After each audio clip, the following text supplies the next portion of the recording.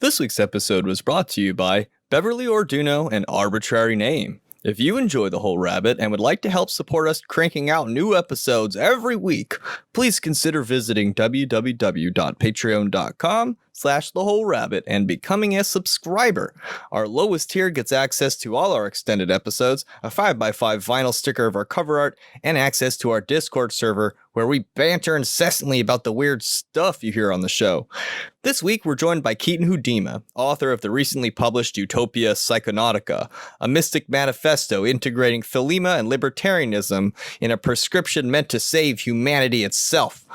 If you'd like to check out Utopia Psychonautica, you can find it for free at utopiapsychonautica.com, along with other ways to support the author. For some reason, a weird compression was activated on my microphone specifically, so I sound a bit distorted. I apologize for the irregularities with the sound, and I've fixed it for next week. So, in the extended episode, we continued discussing psychedelics, cults, and Thelemic theology. If you like the first hour, you might just enjoy the second half even more. So thank you, and enjoy the show.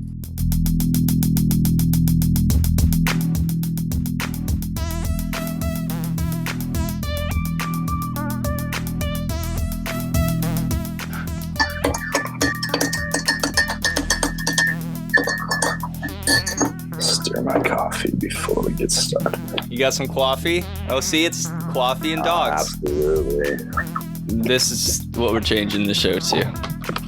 Coffee dogs. Imagine coffee-flavored hot dogs. You might have just done something. That's like, you don't have time for breakfast and you need lunch early. Coffee dogs. Force feed a pig caffeine for its entire life. That is It a has genius caffeine idea. element. You know, it's like Fargois, but caffeine. Turn that into bacon. Hello, everybody, and welcome to The Whole Rabbit, where we don't just dip our toes into the river of insanity, only to come out with a fresh, cool pitcher of pure wisdom for our bouquet of carnivorous plants. No, we dive in, slew up the current, past the Fallopian Falls, beyond the cosmogonic caverns, and straight into the womb of wisdom itself, and then write about it, or try to if you're me. But we're not talking about me today, thank God. No, we're talking about the author of Utopia Psychonautica, the preternaturally punk rock magic manifesto expounding on the crossroads of Thelema, libertarianism, and life itself. So please, give a warm welcome to the Hierophant of Hope, Keatonlhudema. It's a pleasure to be here. Well, thank you for Can't coming. wait to get into all this. Very important. It is relevant. We usually don't talk about politics on the show, but now's not a bad time. Yeah, this is one of the few outlets that would really understand what Utopia Psychonautica is about. Excellent. I'm eager. I'm eager to get into it too. And since the amazing Mari Sama is joining us, Hello, everyone. she threw herself under the bus like a week or two ago on the show by calling herself a libertarian on air. God forbid. Why is this such a bad word? I don't know. Because everyone thinks we're like evil. Did I just say we? I don't have political opinions. Excuse me. Go. Thank you. Well, it's better than saying you're an independent. Let me put it that way. I put no affiliation on my ticket when I redid mine. So, because this isn't a political podcast, as you said, I'm not sure if you'd want me to completely delve into all the reasons why libertarian is what I would call the most spiritually applicable political philosophy, as well as why radical libertarianism is the only correct outlook when it comes to all matters foreign, domestic, and economic. But as people like Jack Parsons realized, libertarianism is the closest political reflection of Thelema. Well, I wanted to ask you about that first. How did you discover Thelema? Yeah, and when did you, and then after discovering it, when did you realize that it was something you wanted to like associate yourself with? Whenever anyone discovers Thelema, they don't really know what it is, but the vibe of it seems very profound. So that profound fishhook is what I got caught on. Just to make it plain, when I first got into occultism, it was, I think I picked up a copy of LaVey's Satanic Bible, and that felt very much like what I was looking for. And then when I read the Book of the Law, I was like, what the hell is this? at some point, and then it's like what you said. At some point, the hook got me, and I was like, this is the exact flavor that the world needs right now. And I can totally, like I said, I totally empathize with what you say. And as someone who's written a book which is heavily influenced by Thelema, surprisingly, I haven't read a lot of Crowley's stuff. I've read the Book of the Law probably 50 to 75 times, and I've read the Book of Thoth. That's pretty much it. But the general thrust, and you mentioned Jack Parsons earlier. Right, because he is an obvious link between libertarianism and Thelema that you could point to. And he, of course, wrote his continuation of the Book of the Law, but I'm not sure that he had the information to do what I've done here in Utopia Psychonautica, which I'm sure he had hints of as far as combining libertarianism and Thelema in an official way. He definitely was not as erudite as Crowley, and even Crowley is accused of changing some words from what Nuit had given him, or Iwas. It was in the first section is the way I say that. I'm sure he did, even though he had that one verse about do not change, what was it? Do not change so much as a style of a character. Yes, and there's like lines, of course, missing from Jack Parsons' book 4, and I think when Crowley got it, he's just like, this is not how I would do it. That's the impression I got. I wasn't very impressed with Parsons' attempt either, but maybe I just haven't looked into it enough. I'm not a part of any Thelemic organizations. Are you part of any? Are you in like the OTO? Just I feel like that's a big question I got to get out of the way. I'm not. I've never been to a meeting or anything like that, but I'm excited to go to my first Gnostic Mass. Oh, cool. Hopefully in the near future. I have to go to my first one too. I'd like to start now that I've put this out, but I was a bit concerned about really talking about any of these ideas with anybody until they were published. So now that it's out, I'm ready to spread the word. Well, you hit me up around the time that I lost my mind experiencing the Sophia sometime back in May. And it's like you could just kind of tell by my vibe. I think you had listened to maybe one of the shows and you were like, oh, you had a Beyond the Veil experience. And that's when you first hit me up. And then I look at your text and it says some interesting things like right away. Very early in the work, it says, you will always be okay. You will always be safe. And that's the message I got from my guardian angel around the time that you first contacted me. And it's interesting now to see this philosophy being all taken and put into something that you can chew on, like, politically. Is this like a sequel to Liber Alvel Legis? Is this like number 2, or is this something entirely of its own? I would say that it's an homage. You could call it a sequel. Some parallels between the two are chapter 3 of the Book of the Law is essentially a prediction chapter, you could call it. You've talked about that. It is prophetic, book 3, with Rahor Queet. So it's about our current time and all that's going on and all that's soon to come. That is what I'm trying to do with chapter 2 of Utopia Psychonautica, except I'm more blatant about the political aspects and political predictions that I've made. Obviously, both are, you could call poetry. I'm not sure that mine is as poetic as the Book of the Law, but that's because I was trying to not beat around the bush. I'm just trying to get the information that I've been transmitted and put it all in one place. Yeah, I really like the formatting on this. Did you choose to do it as a list? Because it seems like a list of rules or something, but you really do get to the point with each thing, and there's a lot of stuff in here. Yeah, you could call it a list. I've tried to make it as logically concise as possible. I do appreciate that. Yeah. It's a good read. I noticed there were no periods. Mm-hmm. Yeah, because, and the reason for that is, yes, this book is about libertarianism, but as I was saying, it's about radical libertarianism, anarchy. And English as a language is a very anarchistic language. You don't need to follow any grammar rules. You don't need to do anything, really. There's no rules. There's just, you could call it, maybe guidelines that are very popular. Guidelines. It's very wibbly wobbly. Mm-hmm. I like that. I like that description. You can really say a whole crumuffin with a nuffin Exactly. if it fancies your dobble at any given mibble, right? Because it doesn't. Do any of our words mean anything? I think I fundamentally agree with you Well, here. I like that you can break the rule, but when you break the rules, it also draws attention to something, especially if you do it for a reason, which I really enjoy that you do. It's like you don't have to follow guidelines. So I guess I could see how you're saying it's like poetry, because there's a message in the way that you present it as well. Yeah, I didn't follow any grammatical rules at all with this. I even invented a couple words. My whole goal with this was to not give a fuck about formatting and those aspects of the English language. But you still get your point across. Like nothing is really lost. In fact, I think you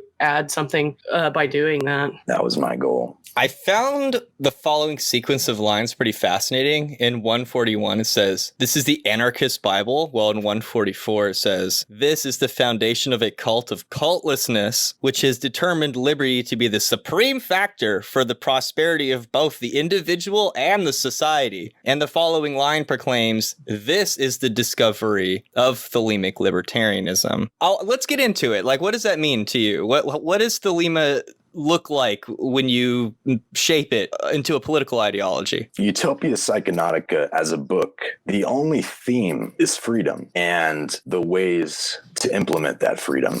As far as I know, thelema is the most the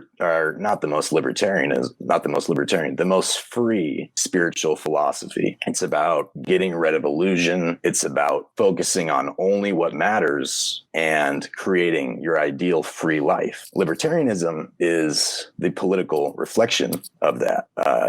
No physical illusion, no physical barriers to your freedom. So that's what thelemic libertarianism is. Now, I noticed something that was similar to the Book of the Law. Section 1 is called the It, and then Section 2 is called Us, right? Yes, or US. It's your choice. Oh, I like that. Yeah, because with the thelema deals with yourself because of what you can only directly influence that which is in your sphere of influence. But politics brings on, communities and organization. Like how do people organize to make a community work? So there is an otherness to the second part, I guess, the more political part. Yes. The first chapter is about inner freedom, and the second is about outer freedom, societal freedom. 164 states, "All of us are currently in heaven." Is this similar to the Buddhist idea that we're already enlightened? We just need to awaken to it? I think I mean it more literally than that. Oh, like this is as good as it gets. No, we are obviously part of God. That we are a segment of God, as I say in the book. Anything that is part of God is in heaven. Essentially, there is no other realm. This is all just one realm called heaven. Mm-hmm. And there's no hell to contrast it. This is just all heaven. All of consciousness is heaven. Yeah, at number 66, you wrote, "Only the illusion of hell is authorized by love to exist," whereas kind of like it's an illusion to contrast heaven, but it is an illusion and heaven is only real. Right. Yeah. So it could be used as a tool, I guess. You could call our perception of living a life on earth and not being part of the bigger picture, heaven, you could call that a mini hell because we're taking away from how amazing this realm is. Yeah, you noted, heaven is not a utopia, which I'm sure a lot of people would disagree, but I get what you're saying is the entire system is part of that. Right. Because there's nothing outside of God, which is the entire fabric of reality. You also say it's a perfect system. And I have trouble explaining that to people sometimes because, if something bad happens within the system, it's not the system that's broken. It's not the people. It's supposed to happen that way. Correct. And pretty much everything in here is information that you can get from tripping on copious amounts of shrooms and acid and whatever you can get your hands on. Truth after truth after truth bomb. See, my whole thing is keeping that knowledge integrated like afterwards because my ego comes back really hard. Right. So it helps to have something like this, like the line here. "Don't be a death cuck." Let's talk about this. Is that to say like you can't live your life in the shadow of like fear? Yes. And I correlated that to the book of the law as well. Line 73 of the book of the law. I don't have my copy with me. Embrace death. Don't even think about it if you can manage. Because you will always be okay. That's pretty much everybody gets that message at some point in their lives. Even like, when people are preparing to die, they figure that out on their own. I mean, and with that, you will always be okay line that goes along with the heaven line. Mm-hmm. Like you can be in the process of being tortured. You can be having a hammer smashing your feet apart in your hands, but you will always be okay. This is heaven. You can be in the most excruciating pain and it doesn't actually matter. It's gonna be all right. And then I also saw here you say that heaven, it breathes, is the only thing that breathes. What do you mean by that? So only heaven lives. There is no hell that lives. Oh, okay. So breathe as in live. Okay. It's like a synonym. Yeah. And Luke, you were talking about how the ego reconsumes you. You feel these revelations, but then your ego reconsumes you. Yes. So in lines 70 and 71 is where I try to hypothesize the reason for that. It's just your doubts. You start to have these doubts and then you create like a doubt ego shell, which makes you believe that you're not in an amazing heaven matrix. Yeah, because even if your beliefs don't line up with, say, somebody else's, you also know that pretty much any reflection of reality that any individual experiences is just as real as the next one. We're real, quote unquote. So, if you have self-doubts over what you think, yeah, or what you do, it's like there's no reason to, because it's just as valid and meaningful as the next person's actions. It's just as real, yet nothing is real. Literally nothing. Except for math. Love that. Yeah, Book of the Law. Beauty and strength, leaping, laughter, and delicious languor, force and fire are of us. So I would interpret that as, yes, all these things that are uncomfortable are of us. They're part of heaven. And then the slave shall serve, right afterwards. It seems to say that you sort of choose your own mindset. And this reminds me a lot of in your work where it talks about hope and then choosing to be a part of that hope or to shun it. And there's a lot of ways of looking at yourself that either lead to a utopia or somewhere that leads, to the outer rims, the void, right? This reminds me a little bit of that. I would love to get into the hope section because I really want to know if I'm the first to talk about hope in this way, because it just seems too obvious. Is it? Where is that at? That hope is the cell of society. It starts, or not the cell of society, the cell of consciousness. Is it like 232? It starts around 228. I know in 243 it says humans are machines of hope. Oh, I like that. And hopes are the cells of consciousness. And then spirits are the cells of hope. So reincarnation, as far as we know, we can't postulate that we come back as a being in another life yet with confidence. We don't know that. But there is a form of reincarnation that we do know, which is telepathy. Telepathy is done through hope and spirit. I've tried to encode things like I've seen Crowley do, which is, telepathy. It's not real telepathy, but it's hope and spirit. Your hopes can be good or bad. You can hope not. So essentially, every action is caused by hope. Everything is an act of will, in a sense. Yes. It could be looked at as the same thing as will, but it's just another label for it. And spirit is thought. These are the things that we're transferring to each other. We're reincarnating our hopes into other people, or reincarnating our thoughts into other people through telepathy. That makes sense. And seeing yourself as a number of people is not unlike what's being spoken of in Book 3, Book of the Law, about having a machine to smite the peoples, a war engine, right? And this is meditation, control of the mind. So I can appreciate where you're coming from with this. Yes, this hope section, I would like to get as many eyes on this as possible, because I don't know if this has been talked about. You're always hoping at any moment that you are conscious.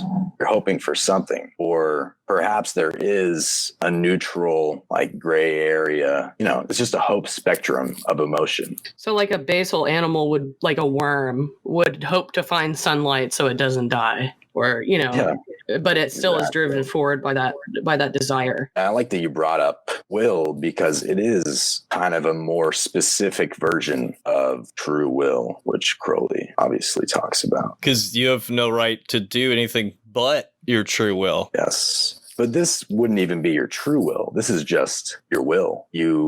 Any moment that you're conscious, you are willing, you are hoping for something. You could call the array of hope that is your true will, or you could call your array of hope that is the most ideal for you, your true will. It says in the womb, we all hope the same. Hope controls us from the cradle to the grave. And it's a primordial language, which all others are stacked on top of. So you're saying it's like the basis of our being. Mm-hmm. Yes. And I like here you also on 239, you say you're transmogrifying into the physical manifestation of your hopes. So that would be like the stronger hope or will you have for something, you actually start to physically change to line up with that, which actually is a true thing. Even in science, they're finding that there's I guess you'd call it psychic or telepathic or spiritual fields of energy that actually form physical bodies, and they tell the cells how to line up to make a tree or something, Right. What is that called? Morphogenic fields, right? And I've kind of taken it a little bit beyond that, and I'm not completely sure if I have the scientific lingo to explain it, but I would say that hope is the driver of evolution.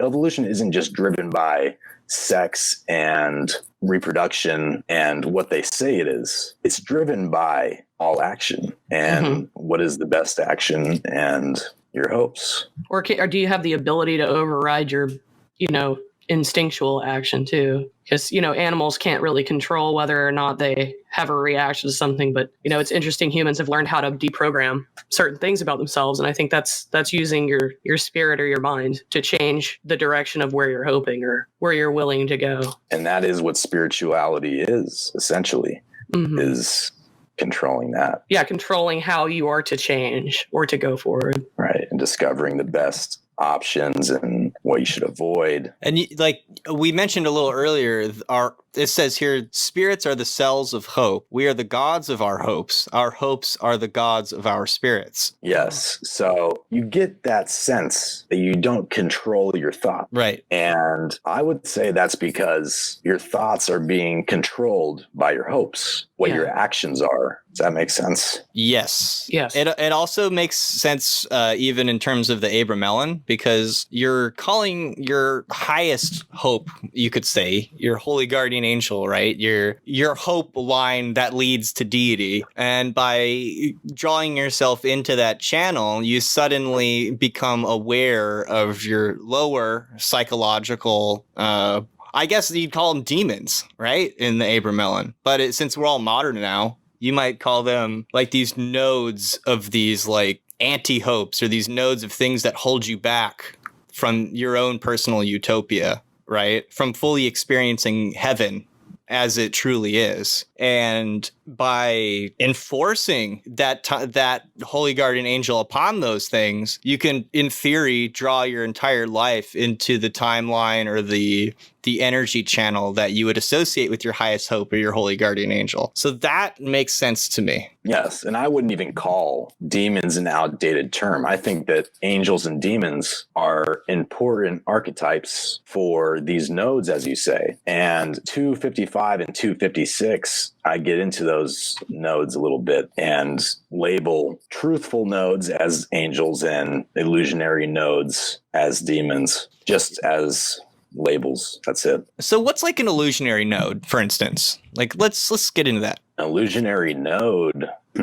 You could say an illusionary node is anything that deflects from your true will or your true hopes, which could be labeled as angels. Got it. Yeah, or maybe a delusion because you don't want to face something that's difficult. Like people often will lie to themselves. I think that could be classified as that too. Like you try to convince yourself of the opposite. So because you don't want to admit that you're a certain way or you like something or you want to do something. 100%. Now it says here to chase the white rabbit of truthful spirit. I certainly can appreciate that because I found truth to be a bit tricky and quick moving and shape changing and multiplicitous, I guess you could say. And the line right before this says, they will venture to ruin you in the most sophisticated of ways if you put yourself in the position to be ruined. Man, do I love to do that. Right. People are convinced by thoughts that they have no evidence of. And that's a demon. You could look at it as, it's just unnecessary anguish that you're putting yourself through. Yeah. Could it also be a distractionary path? Also, hi. Hi, Gossamer Lights. How's it going? It is going. It's been a night. You're like the little kid that was late to class and snuck in quietly in the back. I figured I shouldn't crash through the gates on that one. Oh, wow. My voice is more messed up than I thought it was. Wow, you had fun last night. Okay. Okay. I proclaim this is not from the standpoint of having achieved high character, but from that of having not a bit at all. Can I challenge you on that? I'm sure I have less character than you. I mean, so no, really, what does this mean? Like, how could having no character help me interpret this? It is just a turn of phrase. I guess I've never completely lacked character, but you get to points in your life where it feels like you're just a piece of shit, and like you're a loser or any number of negative things. Obviously, the contrast of that is high character. You're a winner. You are doing everything right. You're following your true will. So I guess that would mean that I've been in points where I wasn't following my true will at all, and I had no discipline. Well, I was wondering where you stood on that, because there's sections in the Book of the Law, if I can put my eyes on them, it's basically saying that a Thelema king, you might not know them, like,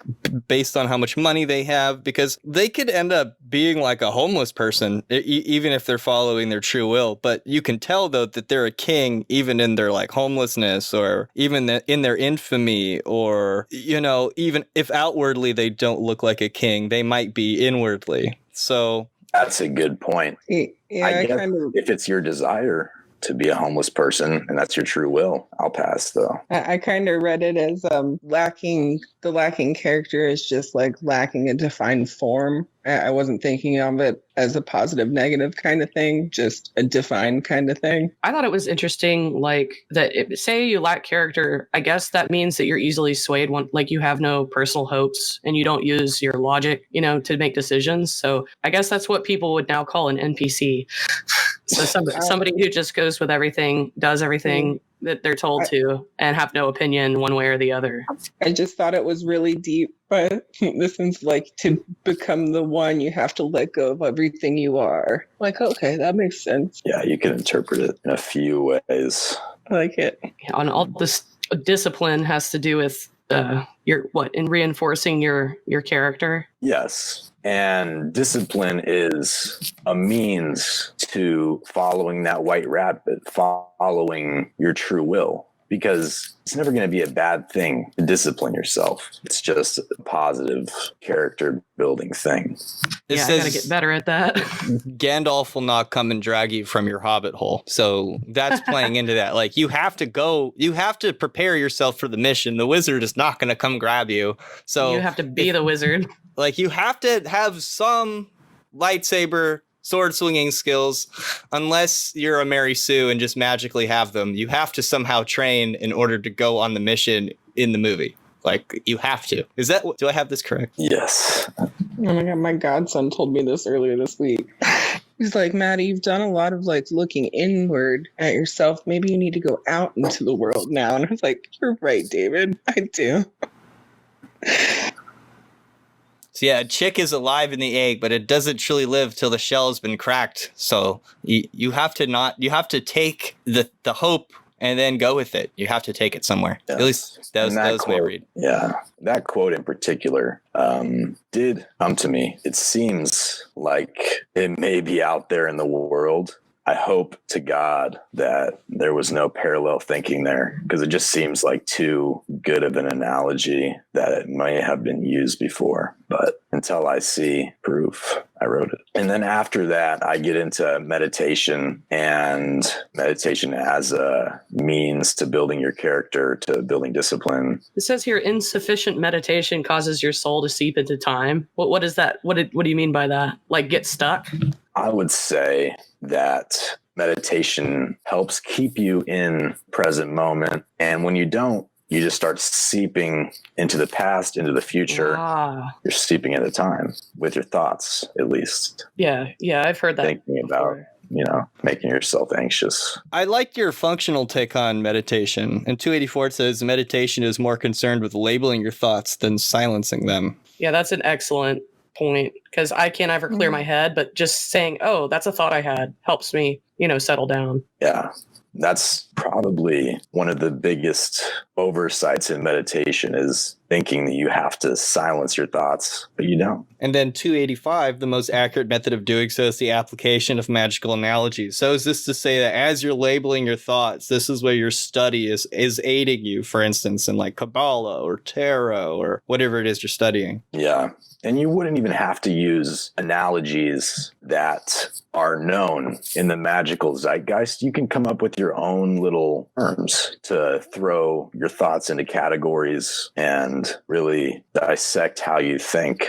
And it also says meditation is the return to the gestational sensation of oneness, the spot with no context. I actually meditated on this statement when I was meditating, and I found it of great use. It reminded me of the cosmogonic egg and how on certain psychedelic substances, if you trip yourself into that the state of no mind or timelessness, you do feel yourself healing and moving through things rapidly, you could say. And when you're meditating soberly by returning to this place of timelessness, you do like rein in all those like hopes and demons, you could say. So the meditation section for me like really pulls it together. I'd say it's probably my favorite section in your whole work. Elimination of diversion from the present, second, has been misinterpreted as the demise of the ego. So you're saying it's not like you're dissolving your ego. You're actually like getting your shit together. Yes. And there's a lot of new knowledge in this book that I don't know has been put out there. And there's a few pieces of hacky knowledge, which is very mainstream. This meditation section is a lot of hacky knowledge. We all know that meditation brings you to a state of oneness and it aligns you could say. So, well, it's my favorite section because meditation gets so misunderstood. And I don't know if I can speak for everybody, but my general idea of meditation and what works for me is actually pretty well described here. So maybe it's just as this is the part I understood the best in your work, but I really did like this section because it like breaking through the chains of fear, which lie to you. And I don't know, like I wouldn't even call it hacky. Because so much of the stuff in the mainstream is just like, how are you supposed to silence your fucking thoughts, man? For real? Like, well, you're saying hacky because it's mainstream, as in not like you feel an idea just from you. Is that your use of the word there? Yes, I feel like this is all established, not going to be super profound to people that are very spiritual. Maybe it's profound, but I would argue. But that the common ground gives them trust in the rest of your knowledge that might be new. Right. So I can't just put all new shit because maybe that wouldn't resonate. But this adding stuff like this helps for resonation, like it did with you, Luke. Yeah. I don't know if resonation is a word. I'll look that up. It might be. It is now. If Shakespeare can make up words, so can we. It isn't, but yeah, now it is. And then after the meditation and fear section, you get into the consequences of not meditating or of being fearful, not necessarily not meditating, but the consequences of fear, which is suicide and negative aspects of consciousness. Now, in 3:16, which I hear is sacred to the Christians, it says, being depressed is the easiest thing to do. Now, this is another statement, many of which I fundamentally agree with, at least for me in particular. And the line right above us says, don't actively conspire against yourself. And what you just said right before that about seeing the world in a certain way, not meditating and being sloppy with your spirituality and just living outside of your true will, it feels like suicide. It feels like death, like you are dead in a sense. You're a slave that's serving, if you're going to talk about the book of the law. Well, and speaking just from a personal point of view, everyone I know that has committed suicide, I could see the fear and what they were afraid of. And, with my brother, it was, I'll never be able to not be on drugs and be a responsible human. I might as well just give up. It was his darkest moment, but it was an important one. Chapter 2, Book of the Law, 21. We have nothing with the outcast and the unfit. Let them die in their misery, for they feel not. Compassion is the vice of kings. Step down the wretched and the weak. This is the law of the strong. This is the law of the joy of the world. Think not, O king, upon that lie that thou must die. Verily, thou shalt not die, but live. Now let it be understood. If the body of the king dissolve, he shall remain in pure ecstasy forever. Nuit, hadit, ra hor quit. The sun, strength, and sight, light, these are the servants of the star and the snake. So it's almost like saying, if you're sad, fuck off. I don't know. I mean, that's kind of one of the harder things about the Book of the Laws when you run into it. And so I think having something... Can you read the part about compassion is the vice of the kings, I think you said? Yeah, compassion is the vice of kings. That is beautiful and accurate. Yeah, it's blunt, but it's true. There's no real rules to this game, and nobody's going to help you except yourself. But I feel too like a king is the only person that's going to look around and be like, yeah, I don't like it, let's make it different. And I don't think it's necessarily like that you shouldn't be thoughtful or helpful towards people who may be downtrodden, but you can't dedicate your whole day to trying to pick them up and dust them off for them. It's actually becomes destructive for the entire group the more that we fawn over people who just don't have their crap together. You know what I mean? If you're going to sit there and be miserable, there's not much you can do for that person. They have to make that decision on their own. No one else can get them out of it except them. So I think it's accurate, but I don't think it's necessarily a waste of time to reassure someone or tell them that it's going to be okay or that you're there for them, but not to actually put your life aside to help them is what I think it means. It's a moral thing to have compassion, and there's absolutely nothing wrong with that. But on a primal level, when we're hunter-gatherers, you can't be focusing on other people. Yeah. You got to focus on your own existence. So, but unless you could call out to them, but that's it. Unless you're the king, then you have to hunt for everybody because no one else can do it. No, then you can. You don't have to. You can. Well, I think this concept is really important for when we discuss libertarianism later, because that's kind of what they're saying. And the welfare system, I think, is one of those. It's one of those systems where, yeah, it kind of helps people, but should we really be helping to that extent? Because at that point, you're crippling people. We probably have 15 minutes left in the free section of the show, so we still have 15 minutes to say a bunch of things that'll get me demonetized. So let's do it. Let's talk about all the things we're allowed to not talk about online nowadays.